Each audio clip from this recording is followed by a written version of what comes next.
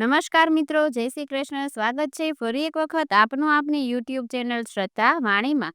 મિત્રો, આજે આપણે જાણવાના છીએ જલારામ બાપાના ઇતિહાસ વિશે કે દાન વગર પણ સદાવ્રત કેવી રીતે ચાલે છે.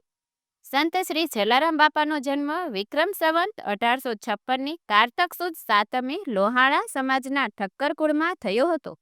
તે ભગવાન શ્રી રામના પરમ ભક્ત હતા. ગુજરાતમાં રાજકોટ જિલ્લામાં આવેલા વીરપુરમાં લોહાણા ગૃહસ્થને ઘરે રાજબાઈ માતાની કુખે જન્મેલા જલારામ બાપાના મુખે માત્ર 5 વર્ષની ઉંમરે રામ રામ સીતારામનો મંત્ર હતો. પિતા વેપારી હતા. ગામમાં એક નાનકડી હાટડી હતી. વેપારીના દીકરાએ ખબજોગે ભણવું તો પડે જ, એટલે પિતાએ એને ગામથી નિશાળમાં ભણવા મૂક્યો. પણ બાળક જલારામનું ચિત્ત ભણવા ગણવા કરતા સાધુ સંતો તરફ વધારે.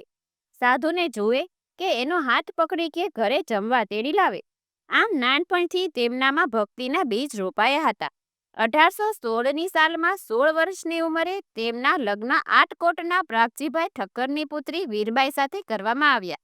વીરબાઈ પણ ધાર્મિક અને સંત આત્મા હતા. આથી તેમણે પણ જલારામ બાપા સાથે સંસારી વૃત્તિઓની વિરક્ત રહી ગરીબો અને જરૂરિયાતમંદોનો સેવાની કાર્યમાં ઝંપલાવી દીધું. 20 વર્ષની વયે જલારામે અયોધ્યા, કાશી અને બદ્રીનાથની જાત્રાએ જવાનું નક્કી કર્યું. ત્યારે પત્ની વીરબાઈ પણ તેમની સાથે જોડાયા. 18 વર્ષની ઉંમરે તેઓ ગુજરાતના ફતેપુરના ભોજા ભગતના અનુયાયી બન્યા. ભોજા ભગતે તેમણે ગુરુમંત્ર, માળા અને શ્રી રામનું નામ આપ્યું. તેમના ગુરુના આશીર્વાદથી તેમણે સદાવ્રતની શરૂઆત કરી. મિત્રો, સદાવ્રત એવું સ્થળ છે કે જ્યાં સાધુ સંતો અને જરૂરિયાતમંદ લોકોને વર્ષના 12 મહિના અને 24 કલાક ભોજનની વ્યવસ્થા આપવામાં આવે છે. એક દિવસ એક સાધુ ત્યાં આવ્યા અને તેમણે રામની મૂર્તિ આપી અને ભવિષ્યવાણી કરી. નજીકના ભવિષ્યમાં હનુમાનજી ત્યાં આવશે. જલારામે તે રામની મૂર્તિ ત્યાં પરિવારના ભગવાન તરીકે સ્થાપિત કરી અને થોડાક દિવસ બાદ જમીનમાં સ્વયંભૂ હનુમાનજીની મૂર્તિ મળી આવી.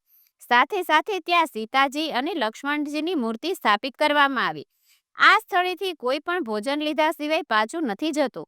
આ બધું કાર્ય જલારામે શરૂઆતના વર્ષોમાં પોતાની પત્ની વીરબાઈના સહયોગથી અને પછી એકલા હાથે સંભાળ્યું. બાદમાં વર્ષોમાં ગામવાળાઓએ પણ આ સેવાના કાર્યોમાં સંત જલારામને સહયોગ આપ્યો. એમ માનવામાં આવે છે કે તેમની પાસે રહેલા ચમત્કાર અક્ષય પાત્રને કારણે અન્નની કદી ખોટ થતી નથી. ત્યારબાદ થોડાક સમયમાં એક અવતારી પુરુષ તરીકે તેમની ખ્યાતિ પ્રસરી. વીરપુર આવતા દરેક વ્યક્તિને નાત, જાત કે ધર્મના ભેદભાવ વગર બાપા દ્વારા જ ભોજન અપાતું. આજે પણ ગુજરાતના વીરપુરમાં ભોજન આપવાની પરંપરા ચાલુ છે. એક સમયે હરજી નામના એક દરજી તેમની પાસે પિતાના પેટની દર્દની ફરિયાદ લઈને ઈલાજ માટે આવ્યા. જલારામે તેમના માટે પ્રભુ પાસે પ્રાર્થના કરી અને તેમનું દર્દ મટી ગયું. આમ થતાં તેઓ સંત જલારામના ચરણમાં પડી ગયા અને તેમને બાપા કહી સંબોધ્યા. ત્યારથી તેમનું નામ જલારામ બાપા પડી ગયું. આ ઘટના પછી લોકો તેમની પાસે પોતાની વ્યાધિઓના ઈલાજ માટે અને અન્ય દુઃખો લઈને આવવા લાગ્યા. જલારામ બાપા ભગવાન પાસે તેમના માટે પ્રાર્થના કરતા અને લોકોના દુઃખ દૂર થઈ જતા. હિન્દુ તેમજ મુસલમાન બંને ધર્મના લોકો તેમના અનુયાયીઓ બન્યા. 1882માં જલામ નામનો એક મુસલમાન વેપારીનો પુત્ર બીમાર પડ્યો. ડાક્ટરો, હકીમો તેને સાજા કરવાની આશા મૂકી દીધી. તે સમયે હરજીએ જમાલને પોતાને મળેલા પોચાની વાત કરી. તે સમયે જલામે પ્રાર્થના કરી કે જો તેનો પુત્ર સાજો થઈ જશે તો તેઓ જલારામ બાપાના સદાવ્રતમાં 40 મણ અનાજ દાન કરશે. તેમનો પુત્ર સાજો થતાં જલામ ગાડું ભરીને અનાજ લઈને જલારામ બાપાને મળવા આવ્યા અને કહ્યું, જલા સો અલ્લાહ, જિસકો ન દે અલ્લાહ ઉસકો દે જલા.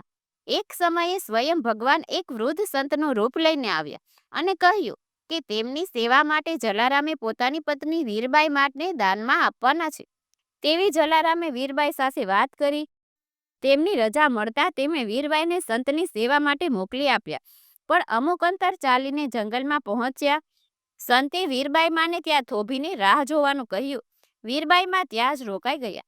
સંત પાછા ન આવ્યા. તેથી આકાશવાણી થઈ કે આ તો માત્ર દંપતીની મહેમાન ગતિ ચકાસવાની પરીક્ષા હતી.